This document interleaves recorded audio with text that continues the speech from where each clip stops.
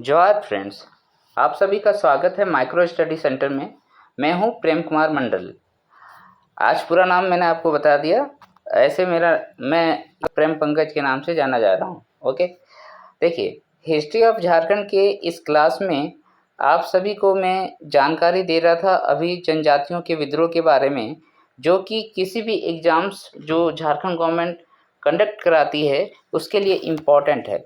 यहाँ पर मैं इस एपिसोड में 2 विद्रोह को पढ़ाऊँगा, जिसमें पहला विद्रोह का जो नाम है दोस्तों वो है तमाड़ विद्रोह, और ये रांची के तमाड़ क्षेत्र में हुआ था। और कब से कब तक हुआ था? 1782 से लेके 1821 ईस्वी में। इसका टाइम पीरियड काफ़ी लंबा है, 40 सालों तक ये लड़ाई लड़ी गई थी। अंग्रेज़ों के दाँत खट्टे हो गए थे इसमें। दूसरा है तिलका विद्रोह, जो कि बहुत ही इम्पोर्टेंट विद्रोह है। मैं तमाड़ विद्रोह को उतना इम्पोर्टेंस नहीं देता हूँ, लेकिन वहाँ पर कुछ इम्पोर्टेंट लोग हैं जिसको मैं बताऊँगा, वो याद रख लीजिएगा आप। तो ये तिलका विद्रोह जो है सबसे इम्पोर्टेंट है। यहाँ से क्वेश्चंस आपको sure short each and every exams में आपको एक क्वेश्चन जरूर मिलेगा, राइट। तो चलिए आज का क्लास शुरू करते हैं। और सबसे पहला यहाँ पर हम लोग देखेंगे तमाड़ विद्रोह को। तमाड़ विद्रोह चूँकि मैंने जैसे बताया कि 40 सालों तक लड़ी गई थी, तो इसमें बहुत सारे लोगों का सहभागिता रहेगी। इसमें अगर हम लोग चरणबद्ध देखें तो पहला चरण जो लड़ाई हुआ था, इसका विद्रोह जो हुआ था वो 1782-83 में शुरुआत हुआ था। और इसके प्रमुख नेता जो थे दोस्तों वो थे ठाकुर भोलानाथ सिंह व मुंडा समूह, राइट। और इसके जो दमनकर्ता थे वो थे मेजर जेम्स क्रॉफर्ड। बीच में जो है ये लड़ाई थोड़ा सा शांत पड़ जाता है, लेकिन 1790 आते आते 1789 में विष्णु मानकी और मौजी मानकी, ये नाम देखिए बहुत फेमस है, ठीक है। ये नाम आपको ज़रूर से याद रखना है, आपसे एग्जाम में पूछ दिया जाएगा कि ये जो दोनों हैं विष्णु मानकी और मौजी मानकी, वो किस विद्रोह से संबंधित है। तो आपको याद रखना होगा तमाड़ विद्रोह। यहाँ पर लेफ्टिनेंट कूपर रहेंगे इसके दमनकर्ता। ओके, एक बार फिर से जो है ठाकुर भोलानाथ सिंह यहाँ पर आ जाएंगे 1794 से 1798 में। और इस समय जो है इधर से दमनकर्ता के रूप में रहेगा कैप्टन लिमांड एवं बैन। ओके, कौन रहेगा? कैप्टन लिमांड और बैन। 1807 से 1808 एक साल का ये जो टाइम पीरियड है, उसमें दुखन मानकी जो है पूरे तमाड़ क्षेत्र में मुंडाओं तथा अन्य जनजातियों का नेतृत्व करेंगे। और इसका जो दमनकर्ता यहाँ पर अंग्रेज़ों का रहेगा, अंग्रेज़ों की तरफ से वो रहेगा कैप्टन रफसेज। 1810 से 1812 में यहाँ पर आएंगे बख्तर शाह, और इसमें जो दमनकर्ता रहेंगे वो है लेफ्टिनेंट एच ओडेनल। अब जब तमाड़ विद्रोह का जो अंतिम चरण है वहाँ पर जाएंगे तो वहाँ पर 2 नाम आपको मिलेगा, एक रुदन मुंडा और दूसरा कोंटा मुंडा, जो 1819 से 1821 तक अंग्रेज़ों का विद्रोह करेंगे। और यहाँ पर रफसेज और कॉल्विन मिलके इसको दमन कर देंगे। तो ये मैंने तमाड़ विद्रोह का पूरा ओवरव्यू आपको सामने रखा है। अब एक एक करके पहला चरण, दूसरा चरण और जो भी चरण है उसको देख लेते हैं। अगर बहुत इंपॉर्टेंट पॉइंट वहाँ पर है तो मैं आपको नोट करवा दे रहा हूँ, क्लियर है। तो जैसे पहला चरण है, तो पहला चरण का जो मेन कारण है दोस्तों, यहाँ पर जो तमाड़ विद्रोह स्टार्ट हुआ तमाड़ क्षेत्र में, उसका मेन कारण क्या है? तो अंग्रेजों द्वारा बाहरी लोगों को प्राथमिकता देना, ठीक है, तथा नागवंशी राजा द्वारा शोषण करना। अगर आप झारखंड का मानचित्र देखेंगे तो झारखंड का मानचित्र से आपको पता चलेगा कि तमाड़ क्षेत्र जो है रांची के दक्षिण में है, रांची के साउथ में है। और इस क्षेत्र में जो है नागवंशी शासक शासन करते थे, नागवंशी शासक शासन करते थे। तो यहाँ पर क्या हुआ कि उड़ीसा के बहुत सारे व्यापारी लोग आने लगे इस क्षेत्र में, पश्चिम बंगाल के क्षेत्र से आने लगे, और यहाँ पर जो जनजातियों का ज़मीन है, जंगल है, उस पर अधिकार करने लगे। साथ ही साथ नागवंशियों को चूँकि अंग्रेज़ों को कर देना पड़ता था, इसलिए जनजातियों के ज़मीन से या फिर जनजातियों का उपजाऊ जो भी अन्न है उसको कर के रूप में लेने लगे। इस तरीके से नागवंशी शासक जो पहले कभी प्रजा के काफ़ी सहयोगी हुआ करता था, आज के डेट में उसके दुश्मन हो गए हैं, क्लियर है। तो ये एक प्रमुख कारण था। तो यहाँ पर नेतृत्व कौन किया? जो विद्रोही थे उनका नेतृत्व भोलानाथ सिंह ने किया था। और साथ ही साथ रामगढ़ के क्षेत्र में जो लोग रहते थे, पंचेत के क्षेत्र में जो लोग रहते थे तथा वीरभूम के क्षेत्र में जो लोग रहते थे, इन सभी ने मिलकर जो है पहला चरण को स्टार्ट किया था। तो 1783 ईस्वी में जो है इसका दमन कर दिया गया था, विद्रोहियों का दमन कर दिया गया था। और वो अंग्रेज अधिकारी कौन थे? James Crawford. तो ये नाम आप याद रखिएगा, पहला चरण बहुत इंपॉर्टेंट है। क्लियर है? नेक्स्ट हम लोग चलते हैं और दूसरा चरण में जो है मैंने बताया कि विष्णु मानकी और मौजी मानकी, ये नाम तो आपको याद रखना ही है। और यहाँ पर देखिए 1789 में क्या हुआ था, जेम्स हॉगन ने विद्रोहियों को शांत करने का असफल प्रयास किया था। मतलब विद्रोही यहाँ पर हावी हो गए थे अंग्रेजों के ऊपर। फिर बाद में आते हैं लेफ्टिनेंट कूपर, और उन्होंने क्या किया, 4 सालों तक इस विद्रोह को शांत रखा था। ठीक है, तो इसमें बस नाम इम्पोर्टेंट है, मौजी मानकी और विष्णु मानकी, इसको आप क्लियर करके रखेंगे, याद करके रखेंगे। तीसरा चरण जो कि 1794 से 98 में लड़ा गया है, यहाँ पर आपको पता है फिर से भोलानाथ सिंह आ जाएंगे। ठीक है, और वो क्या करेंगे, राही के राजा नरेंद्र शाही के विरोध में रहेंगे। क्लियर है? तो 1796 में सोनाहातू गांव में विद्रोह भयंकर रूप ले लेता है। सोनाहातू गांव यहीं पर पश्चिम सिंहभूम में है, आपको मिल जाएगा। अन्य विद्रोहियों में विश्वनाथ सिंह, विशुनपुर के ठाकुर हीरानाथ, बुंडू के ठाकुर शिवनाथ सिंह तथा आदिवासियों के नेता रामशाही मुंडा थे। 1798 में कैप्टन लिमांड ने कई विद्रोहियों को पकड़ लिया एवं कप्तान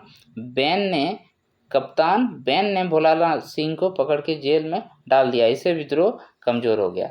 तो फाइनली जो है भोलानाथ सिंह 1798 में पकड़े जाते हैं और तमाड़ विद्रोह का ये जो तीसरा चरण होता है वो पूरा शांत पड़ जाता है। चौथा चरण देखिए, चौथा चरण आने में भी बहुत साल लग जाता है, लगभग 10 साल। 1798 में तीसरा चरण समाप्त हुआ था, यहाँ 1807 से 1808 में चौथा चरण होगा। और यहाँ पर दुखन मानकी आएंगे। कौन आएंगे? दुखन मानकी आएंगे। ठीक है, जो कि 1 साल के अंदर ही मानकी के गिरफ्तार से समाप्त हो गया। दमनकर्ता कौन थे यहाँ पर? कैप्टन रफसेज। पांचवा चरण में आपको मैंने एक नाम दिखाया था, ये थे बख्तर शाह, जो कि नवागढ़ के जागीरदार हैं। कहाँ के जागीरदार हैं? नवागढ़ के जागीरदार हैं। फिर छठा चरण में मैंने नाम दिखाया था, वहाँ पर रुदन मुंडा और कोंता मुंडा। ठीक है, अन्य जो नाम है यहाँ पर दौलत राय मुंडा है, मंगल मुंडा है, भद्रा मुंडा है, टेपा मानकी, चंदन सिंह, ये सभी जो है छठे चरण में, तमाड़ विद्रोह के छठे चरण में विद्रोहियों के सहयोगी थे, उनके नेतृत्वकर्ताओं में से थे। तो जो छठा चरण था उसमें भी रफसेज का नाम आता है और एक एजे कॉल्विन का नाम आता है ना। इन्होंने क्या किया था, राजा गोविंद शाही को विद्रोहियों के साथ गिरफ्तार कर लिया था। और जुलाई 1820 ईस्वी में रुदन मुंडा एवं 1821 में कोंता मुंडा पकड़े गए थे, जिससे विद्रोह बिल्कुल समाप्त हो गया। इस तरीके से तमाड़ विद्रोह अलग अलग चरणों में अलग अलग नेतृत्वकर्ता में लड़े गए और उनको बहुत ज़्यादा सफलता नहीं मिली। लेकिन यहाँ पर अंग्रेज़ों को ये समझ में आ गया कि हम जो जनजातियों के साथ कर रहे हैं वो गलत कर रहे हैं, हमें इसके ऊपर कुछ न कुछ करना होगा। तो आगे हम लोग देखेंगे और भी जनजातीय विद्रोह जब पढ़ेंगे इसके पीछे वाले, तो उससे पता चलेगा कि अंग्रेज़ों ने इस क्षेत्र में काफ़ी स्टेप लाना पड़ा उनको, फिर आगे जाके CNT लाना पड़ा। ये सारी चीज़ें हम लोग जनजातीय विद्रोह में ही धीरे धीरे देखेंगे। तो इसके बाद का जो विद्रोह है दोस्तों, वो तिलका विद्रोह हम लोग देख रहे हैं। लेकिन इससे पहले मैं आपको एक बार बता देना चाहता हूँ कि मेरा YouTube चैनल जो कि आपको फ्री में स्टडी प्रोवाइड करा रही है, उसका नाम है माइक्रो स्टडी सेंटर और मेरा नाम प्रेम पंकज है। मैं अगर अपना प्रोफाइल आपको बताऊंगा तो बाद में बताऊंगा, उससे कोई मैटर नहीं करता। लेकिन आपको अगर मेरा जो भी स्टडी मटेरियल है वो अच्छा लग रहा है तो ज़रूर से ज़रूर मेरा वीडियो शेयर कीजिए, लाइक कीजिए और ज़्यादा से ज़्यादा सब्सक्रिप्शन दिलाइए दोस्तों, ताकि मैं ज़्यादा झारखंड के बच्चों तक पहुंच पाऊं और यहाँ के बच्चे अच्छे करें, जो आज के डेट में भी बाहर के बच्चे अच्छे कर रहे हैं। जैसे बिहार और उत्तर प्रदेश के लोग हमारे यहाँ पर ऑफिसर बन जाते हैं। क्लियर? तो आप सभी मेरे साथ जुड़िए और झारखंड जीके का जो कंप्लीट जीके है, कंप्लीट इतिहास है, ज्योग्राफी है, पॉलिटी है, उसको कंप्लीट कीजिए और अपना तैयारी को मजबूती दीजिए। तो चलिए और शुरू करते हैं हम लोग तिलका विद्रोह। देखिए, तिलका विद्रोह आप यहाँ से इतना तो समझ लीजिए कि तिलका विद्रोह से क्वेश्चन आपको आएंगे ही आएंगे, और आने वाले जो भी एग्ज़ाम आप बैठने जा रहे हैं, जैसे कि एसआई में बैठने जा रहे हैं, या फिर एक्साइज कांस्टेबल में बैठने जा रहे हैं, या फिर आप एसीएफ जो कि जेपीसी लेंगे उसमें बैठने जा रहे हैं, या फिर आरएफओ में बैठने जा रहे हैं, यहाँ से क्वेश्चन आपको आएंगे ही, इतना मैं 100% गारंटी के साथ कहता हूँ। यहाँ पर अगर मैं तिलका मांझी जी के बारे में कहूँ तो ये देखिए, एक आर्टिकल थोड़ा सा छपा था, मैंने उसको यहाँ पर कॉपी पेस्ट कर दिया। लिखा है, the credit of being the first revolutionary in the history of India's war against colonial regime goes to Jabra Paharia. और ये जाबरा पहाड़िया कौन है दोस्तों? जाबरा पहाड़िया जो है तिलका मांझी जी का ही नाम है, who fought against the British rule in the hills of राजमहल झारखंड। और इनका जो लड़ाई था वो किस क्षेत्र में था? इस क्षेत्र में था, राजमहल के क्षेत्र में था, राजमहल हिल्स के क्षेत्र में था। तिलका मांझी, जाबरा पहाड़िया, ये दोनों ही नाम इन्हीं का है। और ये लड़ाई जो लड़े गए थे वो पहाड़िया विद्रोह के बाद लड़े गए थे। उन्हीं से प्रेरित होकर जो है तिलका मांझी ने अंग्रेज़ों की जो फूट डालो शासन करो नीति था उसको समझ कर शुरू किया था। ठीक है, और उसमें साथ दिए थे, यहाँ तक कि महिलाएं भी साथ दिए थे, अभी हम लोग उसको देखेंगे। क्लियर है? तो तिलका विद्रोह किससे संबंधित है? तिलका मांझी से संबंधित है, और इनका नाम और क्या है? जाबरा पहाड़िया इनका नाम है।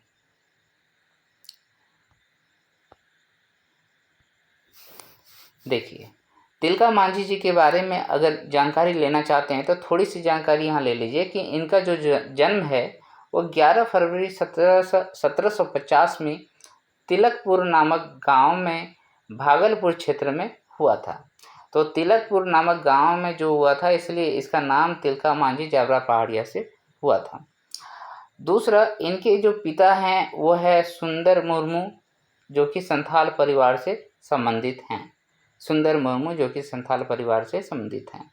इनके जो उपनाम है ये बहुत इम्पॉर्टेंट पॉइंट है, ये आप जरूर से ज़रूर याद रखिएगा। उपनाम वाला सेक्शन आपको याद रखना है। इसमें पहला नाम जो है आदि विद्रोही, ठीक है, पहला क्या हो गया? आदि विद्रोही। दूसरा हो गया जबरा पहाड़िया, ठीक है, और तीसरा क्या हो गया? इसको कहा जाता है सर्वप्रथम शहीद होने वाले पहले स्वतंत्रता सेनानी, जो कि मैं आर्टिकल वाले पेज में भी दिखाया। ठीक है, यानी कि पूरे भारत का कहा जाता है अगर कॉलोनियल रिजाइम जो है, यानी कि जो भारत में विदेशी लोग आए उनके खिलाफ जो जनजाति है उसमें पहला यही स्वतंत्रता सेनानी है जो शहीद हुए हैं। तो विद्रोह के कारण क्या रहे थे? पहाड़िया आंदोलन में हम लोगों ने देखा था क्या क्या कारण थे, तो यहाँ पर भी उसी से ये आगे बढ़ा है, प्रेरित हुआ है। तो यहाँ पर देखेंगे कि इस आंदोलन का जो बीज है वो पहाड़िया विद्रोह ने ही दिया था। पहाड़िया विद्रोह के समय कैप्टन ब्रुक और कैप्टन ब्राउन ने दमनात्मक नीति अपनाया था। ब्राउन ने बंगाल के गवर्नर वारिंग हेस्टिंग्स, ठीक है, 1783 से 85 इसका साल है, ईस्वी है, तो यहाँ पर आप देख सकते हैं उस टाइम जो है वारिंग हेस्टिंग्स बंगाल के गवर्नर थे। तो क्या कहता, ब्राउन ने बंगाल के गवर्नर वारिंग हेस्टिंग्स को संथाल परगना में परंपरागत शासन व्यवस्था तथा बाजार प्रणाली लाने का संदेश दिया था, क्योंकि ब्राउन और कैप्टन ब्रुक ये समझ गए थे कि इस क्षेत्र में जो है हमारा अपना जो शासन प्रणाली है वो नहीं चलेगा, यहाँ का परंपरागत शासन व्यवस्था लाना होगा। 1778 ईस्वी में क्या हुआ? क्लीवलैंड आकर जनजातियों में फूट डालो राज करो की नीति अपनाई। पहाड़ियों से कोई कर नहीं लेते थे तथा सरदारों को नौकरी दी गई। आदि प्रकार की योजनाएं अपनाकर जनजातियों में मतभेद उत्पन्न कर दिया था। ये मैंने पहले पहाड़िया विद्रोह में भी इसके पहले वाले क्लास में मैंने बताया था। तो यहाँ से क्या हो गया कि मतभेद उत्पन्न होने लगा एक जनजाति और दूसरे जनजातियों में। उसी चीज़ को ख़त्म करने के लिए जिन लोगों को ये समझ आ गई कि अंग्रेज़ों की ये नीति है, फूट डालो और राज करोगी, तो उन लोगों ने विद्रोह शुरू किया। तो तिलका उन्हीं में से एक थे। तो आदिवासी अधिकारों की रक्षा के लिए यह लड़ाई लड़ी गई थी। तो विद्रोह में इम्पोर्टेंट क्या है? पहला है कि तिलका मांझी ने वनचरीजोर, जो कि आज के भागलपुर का क्षेत्र है, 1783 में अंग्रेजों के खिलाफ मोर्चा संभाल लिया था। और ये क्या करते थे, गांव-गांव में प्रचार प्रसार करते थे, राइट। तो गांव-गांव में जो प्रचार प्रसार करते थे उसका एक माध्यम था साल का पत्ता, याद रखिएगा, ठीक है। साल का पत्ता, ये साल के पत्ते से गांव-गांव में संदेश भेजा जाता था कि आपको तैयार रहना है, विद्रोह करना है हमें। और इसमें जो है बढ़ चढ़कर महिलाओं ने भाग लिया था, लेकिन इसमें सबसे महत्वपूर्ण घटना जो है, आपसे जो बार बार क्वेश्चन में पूछा जाता है, क्लीवलैंड की हत्या किसने की थी? तो तिलका मांझी जी ने की थी। कब किया था? 13 जनवरी 1784 ईस्वी को तीर मारकर कर दिया था, 13 जनवरी 1784 को। तो अब यहाँ पर जब क्लीवलैंड मारा गया तो फिर आयरकूट को यहाँ पर भेजा गया, ठीक है। और फिर उसने क्या किया, जो फूट डालो शासन करो वाला नीति के तहत ही इसने क्या किया, पहाड़िया सरदार है जिसका नाम है जोरा, ठीक है, उसके मदद से क्या किया, तिलका मांझी को गिरफ्तार कर लिया। और फिर भागलपुर में बरगद के पेड़ में ही उनको फांसी दे दी गई, जिसका नाम आज भी बाबा तिलका मांझी चौक है। बाबा तिलका मांझी चौक है जहाँ उनको फांसी दी गई थी, बरगद के पेड़ में। तो देखिए ये सारे क्वेश्चंस पूछे हुए हैं कि कौन सा पेड़ में फांसी दी गई, बरगद का पेड़ में। तिलका मांझी संदेश भेजने के लिए क्या यूज़ करते थे? तो साल का पत्ता यूज़ करते थे। क्या इसमें महिलाओं ने भाग लिया था? हाँ, इसमें महिलाओं ने भाग लिया था। क्लीवलैंड की हत्या किसने की थी? तो तिलका मांझी जी ने किया था, 13 जनवरी 1784 को किया था। इस विद्रोह को दबाया किसने? तो आयरकूट ने दबाया। किसके मदद से? तो सरदार जोरा के मदद से, ठीक है। अब यहाँ से एक क्वेश्चन और इम्पोर्टेंट पूछा जाता है कि ये जो विद्रोह लड़े थे तिलका मांझी जी, किस तरीके से लड़े थे? तो आपको याद रखना है, गुरिल्ला युद्ध नीति के तहत लड़े थे। ये छुप छुप के लड़ते थे, है ना। अंग्रेजों के पास तो आधुनिक हथियार थे, इसके पास तो तीर धनुष वगैरह था। तो ये कैसे लड़ते? तो छुप छुप के, जो कि जंगलों को बहुत अच्छे से जानते हैं, वो गुरिल्ला युद्ध लड़ सकते हैं। क्लियर है? थोड़ा सा लड़े, नुकसान पहुंचाया, छुप गए। क्लियर है? तो इस तरीके से तिलका मांझी ने पूरा जो 1783 से 85 का विद्रोह है उसका नेतृत्व किया और क्लीवलैंड की हत्या कर दी, लोगों को जगाया, साल के पत्ते का संदेश के रूप में यूज़ किया और महिलाओं को भी इन विद्रोह में शामिल किया, जो कि पहले नहीं हुआ करते थे। इस तरीके से ये एक समाज को बहुत अच्छा संदेश दे के गए और पहला विद्रोही बने जो कि शहीद हुए, स्वतंत्रता सेनानी पहला ऐसा बने। इनका नाम क्या था दोस्तों? आदि विद्रोही और जबरा पहाड़िया। ये सभी क्वेश्चंस आते हैं, इन सभी पॉइंट्स को आप अच्छे से याद कर लीजिए। तो ये देखिए दोस्तों, मैं जनजातीय विद्रोह का क्लास का देखिए शायद तीसरा सेक्शन था जिसमें मैंने नहीं पार्ट 4 है ये, जिसमें मैंने और 2 विद्रोह को पढ़ा दिया है। आगे आने वाले सभी विद्रोह को मैं पढ़ा दूंगा।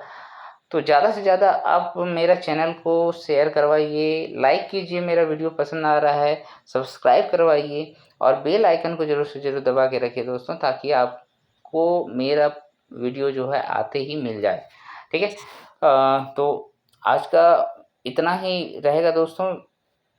तब तक के लिए आपको धन्यवाद मेरा वीडियो देखने के लिए, और जुड़े रहिए मेरे साथ, मेरा YouTube channel micro study centre के साथ, और पढ़ते रहिए, पढ़ाते रहिए, अपना जीवन को सफल बनाइए।